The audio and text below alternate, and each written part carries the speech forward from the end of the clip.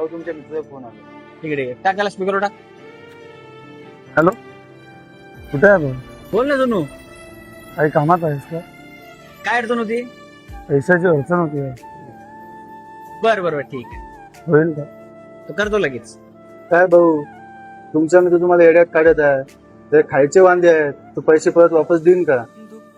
हे बाळा, आता बोलला तू माझ्या मित्राला, यानंतर बोलायचं नाही माझ्या मित्राला.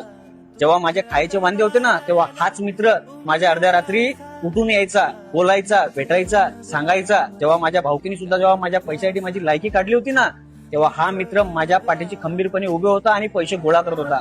आज मी जे काही ह्या व्यवसायात यशस्वी आहे ना, ते फक्त ह्या मित्रामुळं, कुणामुळं नाही. पण म्हणतो यानंतर माझ्या मित्राला नाव बोट नाही ठेवायचं. चाल आण तू मोबाईल दे, त्याला पैसे करू दे मला.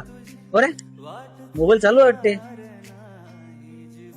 काय सोनू सर, ऐकलं वाटते तू? हो भाऊ, ऐकलंय मी. तुझ्यासारखे चांगले मित्र जर कधी आयुष्यात असतील तर वाईट वेळी सुखात आपण सर्व चांगलं करू बाबा.